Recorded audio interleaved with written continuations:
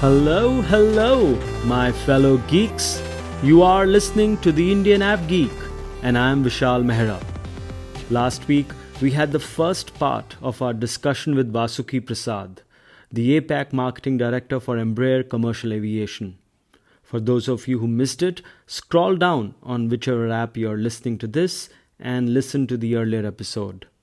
We discussed his time leading commercial planning at Vistara, Embraer's positioning in a very competitive marketplace, how the actual aircraft sales pitch happens, relevance of air shows in today's world, how marketing works at Embraer along with a Latino touch, and so much more.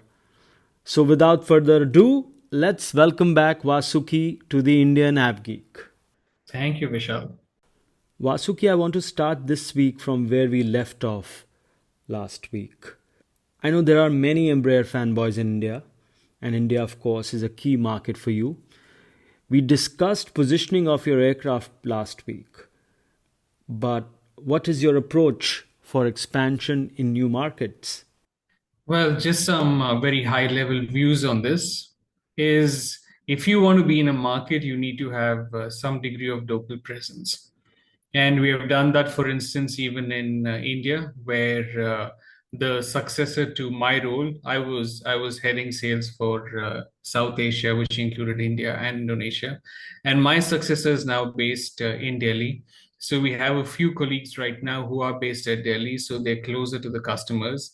Then there's always this you've seen enough and more public news about Embraer and how they are looking to invest in various um, countries and so forth. And with that, you get an idea of the intent that Embraer has in trying to set base and also grow its roots in regions which have promising growth. What kind of innovations, there have been so many innovations that Embraer has brought in as far as the regional aviation market is concerned, but what kind of innovations can we expect from Embraer in the future as far as the regional aircraft market is concerned?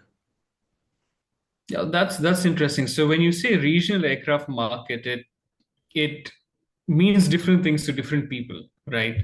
Like it could be regional international, which is a larger space, and regional could also be a smaller space. And sometimes region could also be within a city. Now, as far as the commercial aviation products are concerned, it simply has made the latest jetliners that are available today. So when you look at the E2 family of aircraft, they are the latest Western jetliners certified today. So you have the latest aircraft with the latest technology and with the best of aerodynamics. I can go on. The list is long and so forth. And that brings a lot of value to airlines. And interestingly, Embraer has moved away from just the regional space because its E2 aircraft is viewed by the market as a small narrow body. So the E175s, for instance, which are flying with Star Air, those being less than 100 seats are viewed as the regional aircraft. And then you have aircraft that are more than 100 seats, like the E190E2 and the E195E2, which are viewed as small narrow bodies. So it's already the growth of Embraer has already been into a segment that is one above where it historically has been, which was the sub 100 seat space. And then you see Embraer that spun off and created and spun off arm, which was focused on urban air mobility, which is Eve, which is developing advanced air mobility solution, which is essentially like an eVTOL. So you have innovation coming in from there. And the one thing that is to be noted is the degree of advancement made into that uh, space in the urban air mobility space. You have a lot of players, but then you have someone like Embraer that has the knowledge of producing airplanes, reliable and safe aircraft, as well as certifying aircraft. And all of these would go a long way in really helping with the certification of urban air mobility whenever that happens. And then you do also see Embraer working on concepts into the future, which revolve around electric propulsion or probably hybrid propulsion and so forth. So there's always one eye on the future, but innovation, I think, is a word that is largely abused by the world today. And what is important is to have a product today that serves the needs and solves the problems of airlines today. So while we have excelled at that, and that's where a large chunk of the focus is, there's also a focus in ensuring that we are looking into the future. And Embraer also does look at opportunities when they arise, and this is public information about two programs that Embraer had put in efforts into developing, and has put those programs in pause because there is one component which is let's try and do something, and then there's the other component which is let's be realistic as to whether this will be of any value to our customers today. So I see Embraer as probably you did mention we are the third largest aircraft manufacturer, and we proudly have the latest certified aircraft in the world. No other aircraft on the western part of the world has been certified after us. And at the same time, you see us looking at programs that are probably realizable today or in the next couple of years that we have worked on, and we've even been public about them. All right. We were just talking about the future, and kind of reminded me about a discussion I had with Shashank Nigam on the podcast few weeks back. He spoke extensively about SAF being a major airline focus, and that means it needs to be a major focus area for aircraft manufacturers too. What's your opinion on that? Do you see a major portion of your R&D going there? So for us, our aircraft are 100% SAF compatible today. Okay. So, do you see a time in the future when aircraft manufacturers are prescribing to airlines to run aircraft on SAF and not on fossil fuels to make the business more greener, sustainable, etc., etc.? Or do you think that decision will be left entirely to airlines? We make aircraft, right? Right. And we give them the ability, when I say them, the operators, the ability to use SAF. Now, the reason why it's also important to have the option to use SAF, and when I say SAF, I'm referring to sustainable aviation fuel, and not have SAF is, let's say you fly into an airfield that has no SAF supply. What Yeah. do you do? Yeah, exactly. Right. So when you have a product that's compatible with SAF, it gives the operator the option to use SAF or not use SAF. And I think more than anything else, safety comes number one. So we give options that allow an operator to look at what's feasible, what's operationally possible, and also what's safe. When I say safe, if you are hell bent on saying no, our aircraft can only run on SAF, and you've landed into an airfield and there's no fuel, what do you do? You can't fly out, right? So it's not our job to police the world. We give options to allow the world to take what's best. And what's important is airlines can use SAF on the aircraft that we produce if they do want to. And if the country supports it with infrastructure, such as India, if it supports it with the SAF supply, then yeah, all good. They can run on it. I think a key thing out here, but that's beyond the scope of my answer here, is the affordability of SAF. While SAF That's is right. good, the affordability of SAF needs to be in place. Uh, and this is just my personal opinion. If SAF is as expensive as it is today, it essentially means your cost of operations are going to go up significantly. If I'm to use just a metric, and my numbers could be off, but here's my metric, right? At least in India, your fuel cost is roughly about 30 to 40% of your operating costs, right? So then if you have 0.3 of your operating cost that is significantly higher, and then your fuel price, which is SAF today, if I'm not mistaken, is about 3 times the price of your regular Jet A1. So your cost of operations is going to significantly go up on that one single line item in India, which is fuel, which is the largest component, right? Yeah, yeah. And if that does happen, then eventually you do have, well, you'll have the cost of operations going up. It's a myth to think that if my cost of operation goes up, I can raise ticket prices. That's totally disjoint, but that's another topic for Absolutely. probably another Yeah, day. yeah. But if that does happen, and then if you're forced to use SAF, then you would probably want to refer to this very entertaining argument between David Neeleman and the chairman of IATA, Willie Walsh, where they got into an argument about SAF. And if that does happen and the ticket prices go up, then you'd expect the volume demand in passengers to go down as well, which, well, if I'm to look at it again, just personally speaking, that would only benefit the Embraer aircraft more because if you have lesser passengers coming in, then you need a smaller aircraft to fly, and then that's. But that's my personal opinion, huh? Right, right.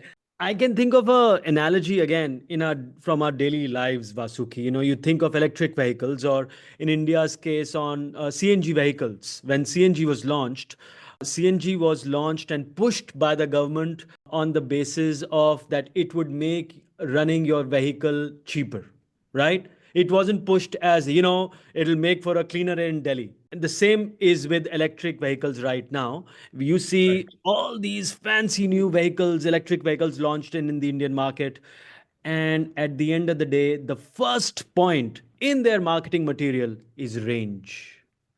It does not say, Array, it will have zero emissions, great for the environment, healthier planet, blah, blah, blah. And the same thing is with investors in airline stocks. I'm not sure if they would be too kicked about, hey, look at my airline investing in SAF, but their margins, wafer thin margins going even down. So yeah, it's a difficult argument, but we'll see how that plays My out. view on this is an important topic. My view on this is slightly different, and again, this is just my personal view, right? In developing markets, the focus is really on cost, as you did mention when the CNGs came in and whatnot, electric vehicles. When you go to developed markets, the focus of the population there is environmental sustainability. So interestingly, when you go into markets like Europe, you have a lot more consciousness about environmental sustainability. Of course, price is important, but then you do find a sizable amount of population, I'm not saying everyone, a sizable amount of population willing to pay for environment protection. But in to try and put that burden onto developing markets is, and again, this is my personal opinion, is probably unfair because most developed markets have reached where they are after having polluted the environment as they have. And then today, when a developing market is coming in to try and push that early on in the development cycle of the market, may, from an economical standpoint, not from a model standpoint, but from an economical standpoint, appear quite unfair. So I see the world looking at it differently. And also, when it comes to investors, there are certain investors which look into the ESG component of an airline or a company, and that probably even institutional investors, because you have some mandate and they are responsible for someone else who has a mandate. And again, this is very geography nuanced. So you may not see some of them here in India, but you do see some of this emphasis Yeah, on environment the on the Nordic invest. pension funds, especially because of again where they come from and their focus, etc. Yeah. Do you see the SAF debate and the ESG discussion affecting the sales and commercial process of aircrafts also? Is that a major talking point right now? Again, it's geography dependent. There are certain geographies that focus on it significantly, and there's certain geographies that are not yet there when it comes to the whole focus on ESG. It's getting there, but it's not yet there, right? Is it impacting us? Well, we have products that are ready on the E part of it, which is the environmental part of it. And when you look at it, all aircraft are being impacted equally. So the good thing is it puts us all in a level playing field in a particular geography. So it doesn't really disadvantage us because airlines that need to have that very heavy focus on E, which is the environment part of the ESG, will then be evaluating all aircraft from the same E glasses that they have to wear when they're selecting an aircraft.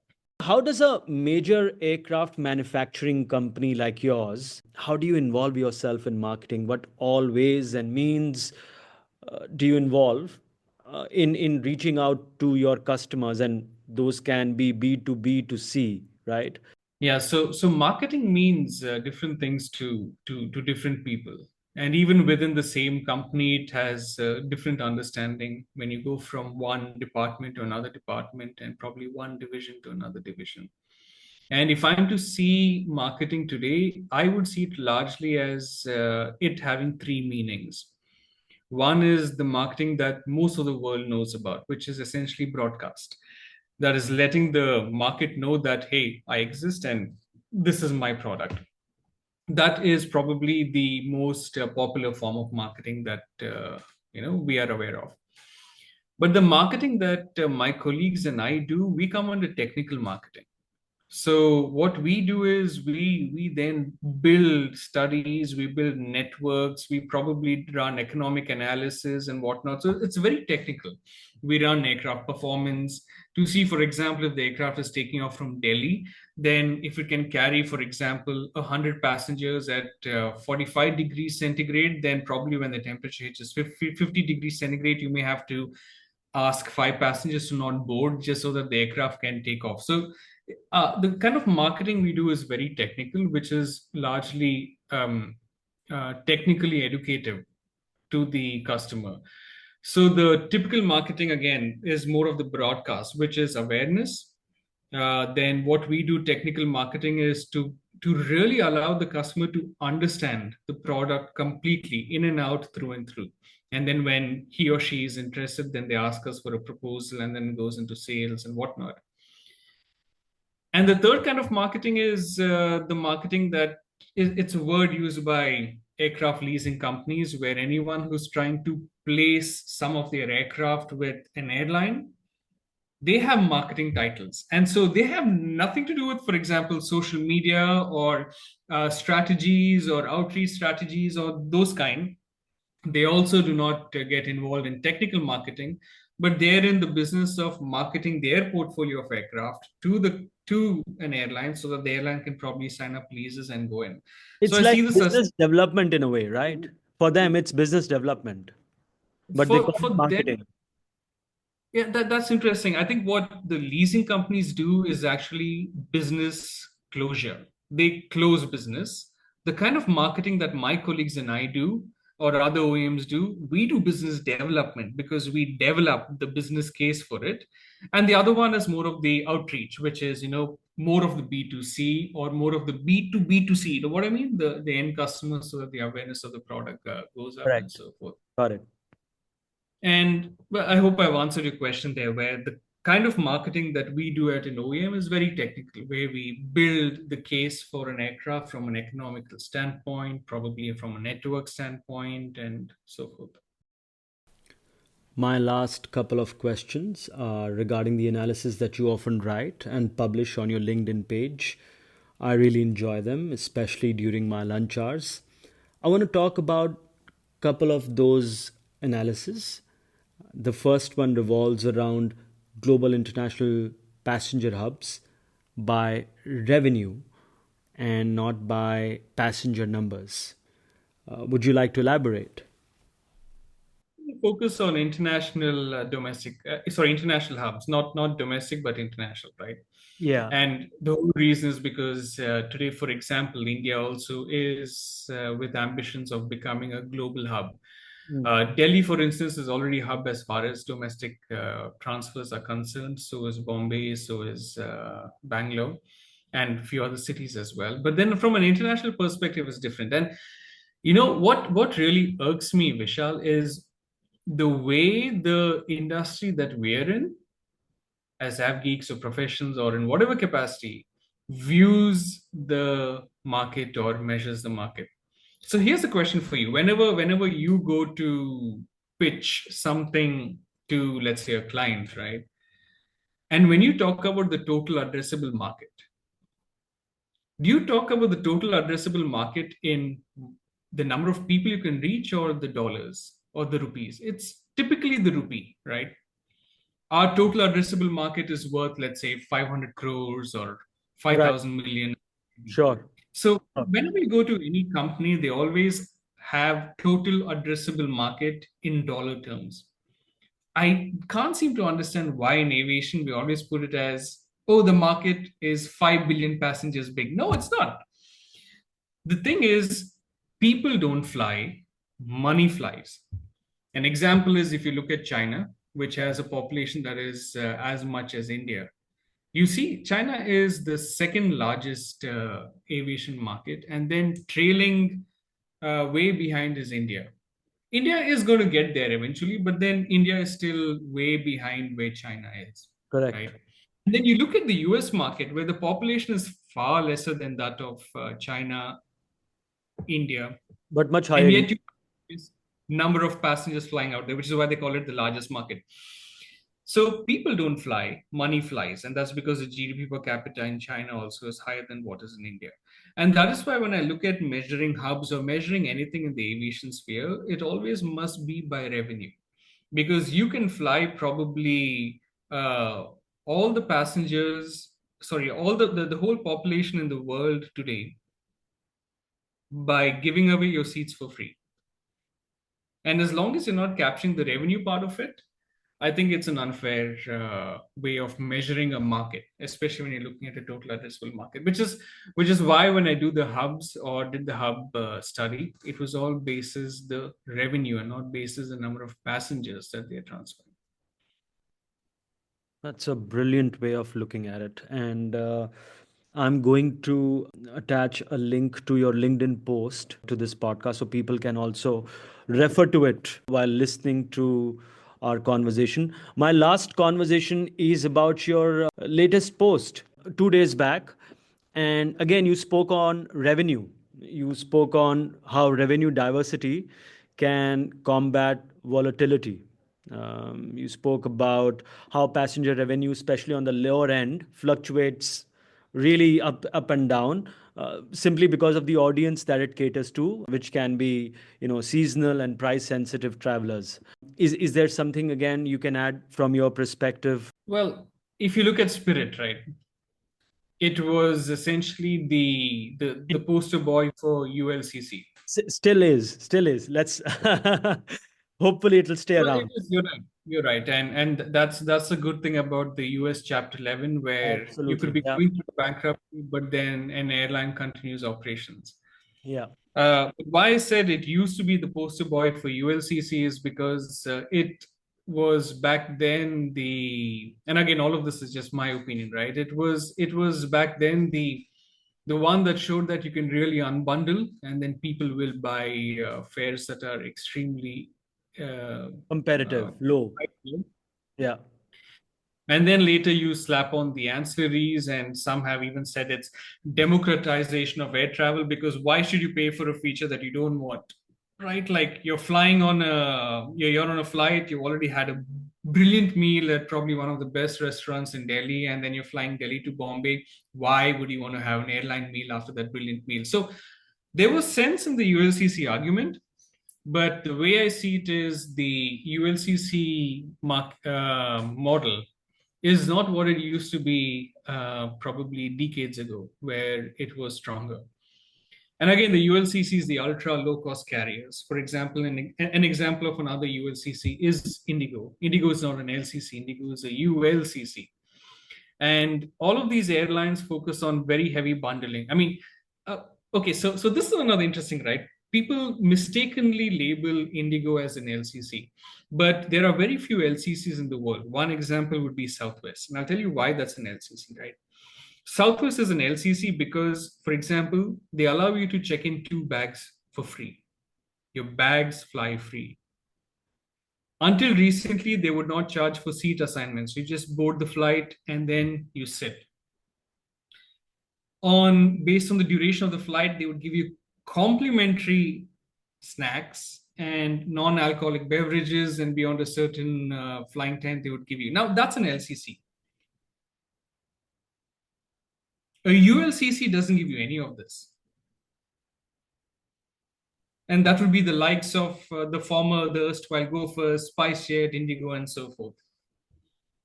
I would assume the legacy carriers would say it's a full service airline that you're talking about. And LCC would be somebody who doesn't give you anything, but maybe flies maybe a bag free or something. And ULCC would be completely unbundling everything. So especially with Stretch's recent launch, and I'm sure you're tracking that on Indigo. Do you still think they're a ULCC, or are they becoming more like the JetBlue of India, maybe a hybrid model? Well, Spirit has the Indigo equivalent seats at the front cabin of their aircraft, and it's still ULCC, right?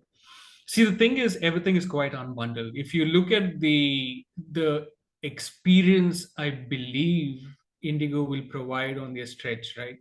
It still is premium compared to the back cabin, but it's not yet full service carrier style. So it's Only the not lounge is missing, Vasuki. Only the lounge experience. Everything else they'll have. I mean, they I won't think have hot food also. But once the 350s come and the XLRs come next year, I'm quite sure you'll see ovens also in flight, especially when they take yeah, a longer mission length. that would be interesting to see how those pan out on those products, right? Which I'm not yet aware of. But on what's there on stretch, you, for instance, um, have a non-exclusive washroom. The Uh, washroom in It's a very is tricky not question. Yeah. the washroom in front is not exclusive as far as I understand. Yeah. And Yeah. also, there is no divider. You do not have a curtain divider between classes. So essentially, your stretch is part of economy with seats that are better than economy. And then you get, I mean, it's a fabulous product. Don't get me wrong. I really think it's a fabulous product. But that really doesn't take it away from the model of a ULCC. All that they're doing is saying, you know what, as a ULCC, we would anyway sell the first few rows of seats as XL. Now, what we're doing is we're making those seats truly XL by stretching them. That's how I see it. Instead of the Spirit, European middle seat block model, which and I'm glad they interestingly, did not do it. and interestingly, the European business class model is on a single class cabin and is done by largely the full service airlines, if you look at it, Correct. Correct. right? So Spirit has always had a different physical product up there in the front. They had different names for it. Scoot, for instance, has a different physical product up there in the front on their wide body aircraft. And 787s. then now you see Indigo doing that on certain routes. You do not have a cabin partition. You do not have, in my understanding, a exclusive washroom. You get meals that are not warm, but you get a meal. Yeah. The service level isn't differentiated. Yes, you have one extra cabin crew member to be dedicated to that part of the cabin. I wouldn't say the cabin. The airline itself does not call it a business class cabin. They say it's a business product, which is a Right. product for business travelers, but it's not business class. Your check-in experience would be different. You probably, and I'm assuming, and you got to tell me if it is true out here or not. You'd probably even have a separate line for security as you're going through. Yes. No, no, no, not for security. I'm not sure about that, but you definitely have a separate check-in counter. A separate check-in counter. So this is I see this as a premium product, which is premium compared to what they have in the back. But because Spirit has been and is a ULCC and has had such differentiated seats in the front since long, this does not change the model. It still is an ultra low cost carrier model with a few perks bundled in. It's a bundled product because even ULCCs, they sell you everything unbundled, but they also do sell you a few things bundled. So I see this just as a bundled product coming in. Which Spirit actually is doing that now, Vasuki. If you would have seen the kind of turnaround they're trying to implement now, is that they're offering a slightly more premium bundled experience now at a much lower price, at a much more competitive price compared to the legacy carriers to attract business flyers, because they're facing severe headwinds, the ULCCs in especially in the North American market. Absolutely. Very well said. And if I'm not mistaken, Spirit actually did a little bit of back and forth. I believe they had some sort of a little more premium product on the soft side, not on the hard side.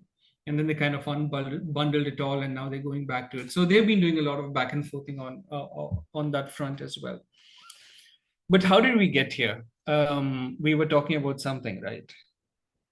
We were talking about the revenue diversity. And Oh yeah, yeah, yeah, the revenue diversity.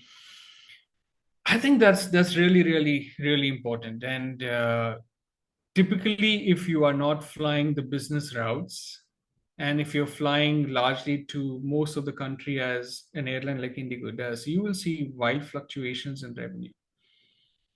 And the more premium you get and the more you focus on certain business routes, business traffic tends to be a lot less volatile compared to your low fare travelers.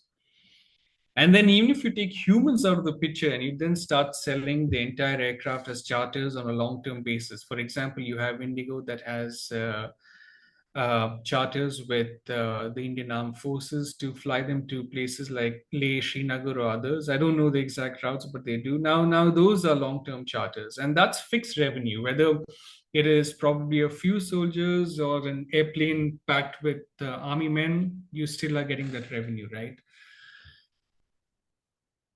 That revenue diversity, of course, it's not applicable to the example of IndiGo, because IndiGo is not the best example to take when it comes to revenue diversity. But then when you look at smaller airlines, I believe for smaller airlines, the revenue diversity is very important, because they typically don't tend to have networks that are so broad and catering to such a diverse range of passenger traffic that you do see fluctuations. Even it was public news, right? You saw how Vistara did extremely well in one quarter, especially when it was flying international, and that is diversity in revenue when it comes on the network side as well. And then you go to the US, where you have the best model, which is you have regional airlines in the US, which are not burdened with having to sell their seats. They fly for the likes of American Airlines, they fly for the likes of Delta and United. And all they have to do is to make sure that the operations run flawlessly, and it's United, Delta, or American that sells the seat. They tell them, look, I want you to fly the aircraft here, there, everywhere. And for the smaller regional airlines, it's very interesting, because it's not United that flies its aircraft, it's not Delta that flies the regional aircraft, it's not American, but then you have either subsidiaries or third parties that are contracted out to for long term, and they get a fixed revenue. Of course, there are penalties to say that if your performance is not good, we're going to penalize you. If your performance is excellent, we're going to incentivize you, blah, blah, blah. But it's largely fixed. And that model is really good, especially if you're not a big airline with a big, diverse network. I think that's fabulous. And to talk about fixed revenue, one example of fixed revenue is the RCA Sudan. this is brilliant. I mean, we could go on and on, but I'm so glad we had this conversation, Vasuki. Thank you so much. I know it's really late in Singapore, but you stayed up to talk to us, and this is much appreciated, and fantastic conversation. Hopefully, we can talk again sometime in the near future, and maybe pick more of your brains. Thanks, Vishal. See you again soon. Another brilliant episode full of learnings, and it's frankly impossible not to have those when you have such smart people conversing with you. We are getting closer to the end of the year, and it's been a whirlwind in Indian aviation. We have some special episodes coming up, so keep an ear out for those. But for now, it's ciao. You can stream the show on Spotify, Amazon, Apple, Pocket Casts, wherever you prefer. I would prefer a rating, so please do that. Share your feedback. I'm also on X at Vishal numeric 1 Mehra. Vishal 1 Mehra. And with that, I wish you well and happy flying, my friends.